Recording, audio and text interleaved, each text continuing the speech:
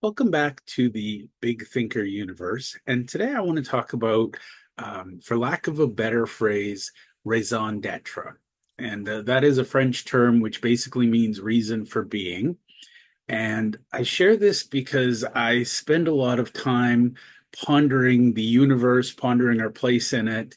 And one of the things I find fascinating is there are people amongst us who don't know any better, and I don't judge them for it, but they exist in this shallow existence doing the path of least resistance, and basically whatever comes their way, they bow to the wishes of the universe, and they step in and do things that don't necessarily make them happy, don't bring them joy, and in my opinion they're not living their purpose.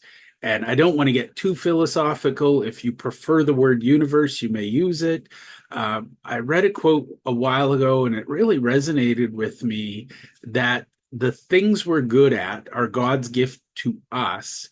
And what we do with those gifts are our gift back to God. So if you don't like the word God, you can use the word universe. But the reality is, I truly believe in abundance, and I believe we're all capable of living a higher and better purpose with intention.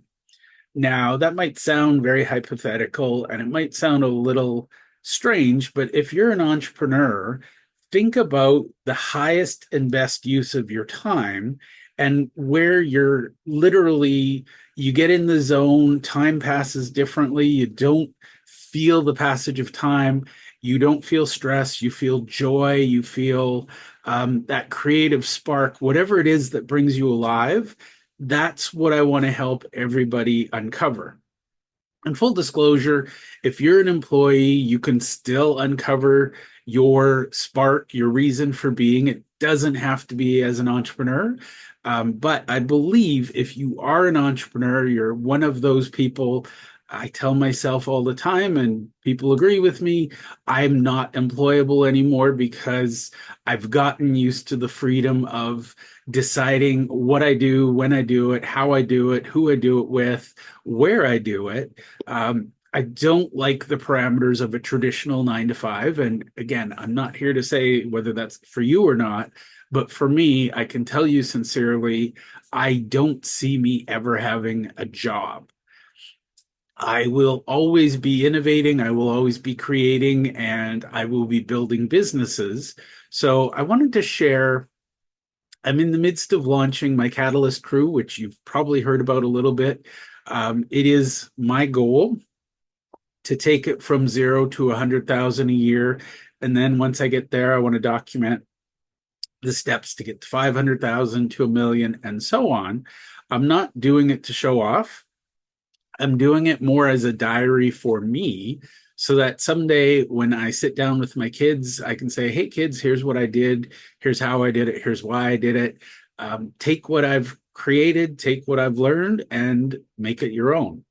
So, one of the things I want to share is the power of living your purpose. This might shock people, but I don't live for money. I don't live for a paycheck. I don't even measure success in terms of dollars. I read a book by Fred Reichheld. I can't remember the name of it. I think it was called Winning on Purpose, but he talked about net lives enriched. And honestly, that motivates me far more than dollars earned. Now, in business, if we're talking about business, I'm going to talk about the dollars because that's relevant. But I want you to understand that for me, net lives enriched is way more important. So that's my North Star. It guides me is how do I build authentic relationships? How do I add value to the world by doing my greatest things and by sharing my purpose? So I'm going to share a little tool I created. And this is a GPT model. And basically, you can copy this prompt, and I'll explain why I created this prompt as I go. But basically, if you're looking to figure out what is the intersection of what you love, what you're good at, what the world needs, and what you can get paid for, I look at three tools. Number one is the Japanese concept, and I am not Japanese. I will do my best to pronounce it. I believe it is Ikigai. If I'm wrong, I apologize. Um, my brain does not wrap around the K and the G for some reason, but um, the Ikigai is a concept, and it means literally reason for being. And I love the Venn diagram. If you know me for more than 5 minutes, you know that my favorite diagram is a good Venn diagram. And so I love the intersection between what you love, what you're good at, what the world needs, and what you can be paid for. And I created this prompt just as a way to refine what I do. And I'm not going to walk you through the work that I did because that's my work. What I'm going to do is explain why I did it so you can decide if you want to do it as well. Now, Zone of Genius, I don't know who first came up with it according to ChatGPT. It was from a book called The Big Leap by Gay Hendricks.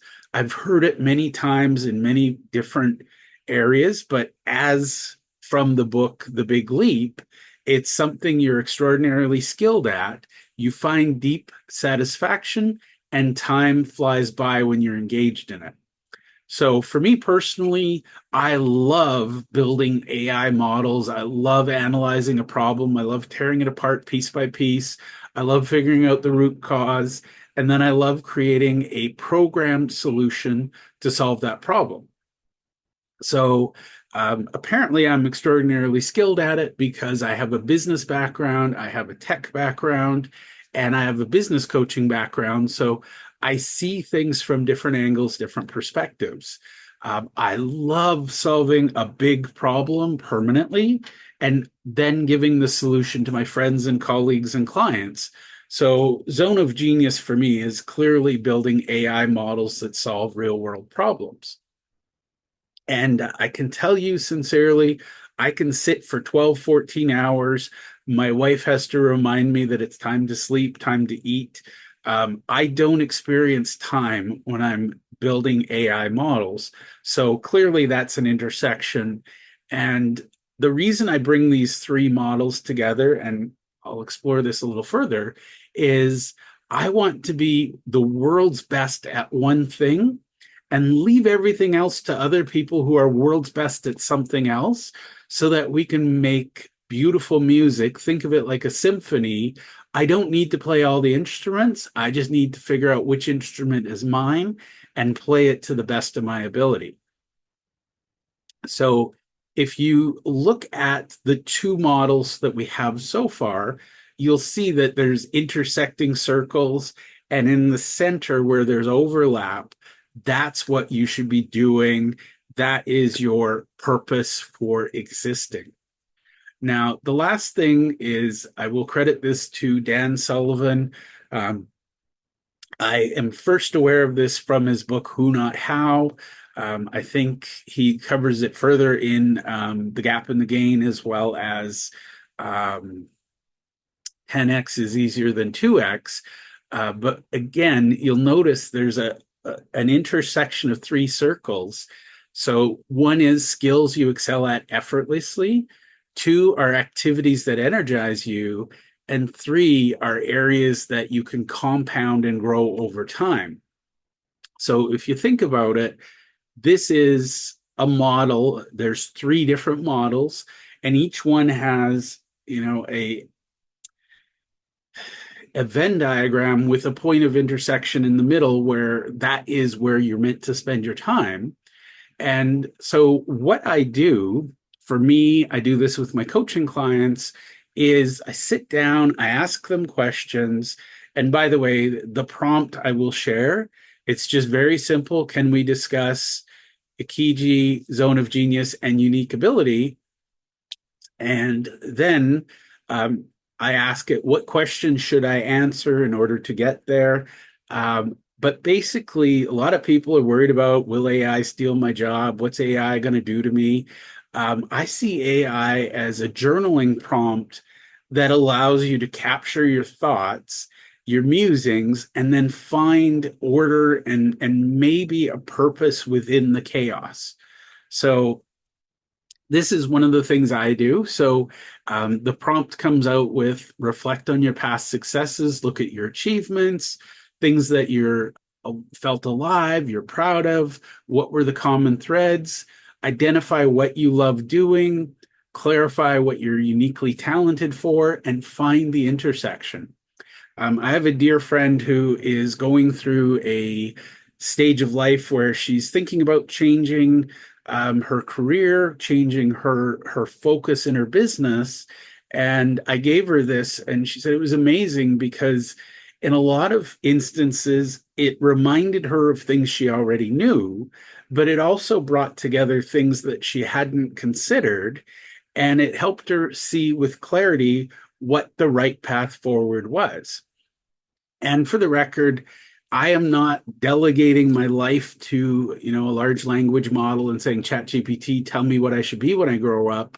What I'm doing is using the power of AI to analyze my random thoughts and feelings. And, if you could carry this conversation further and come out with a really clear definition of each of those three. And by the way, once you figure out what your purpose is, you can also use this to help those around you figure out what their purpose is. I'm an entrepreneur. I know a lot of other entrepreneurs. If I can help them find their purpose, we'll find ways to work together with way more clarity than we could have maybe thought about before. So this is a little bit of a stray, but from a big thinker universe perspective, I love thinking about how we think. And wouldn't it be nice to spend some of our waking hours? You have a choice. You can go zone out in front of a TV. You can, read books that make your mind better. But what if you actually practiced critical thinking and analysis skills to find out what your true purpose is so that you know where your light shines brightest? I'd love to hear feedback and insights below. I'd love to hear what your purpose is, and I'd love your feedback on the video.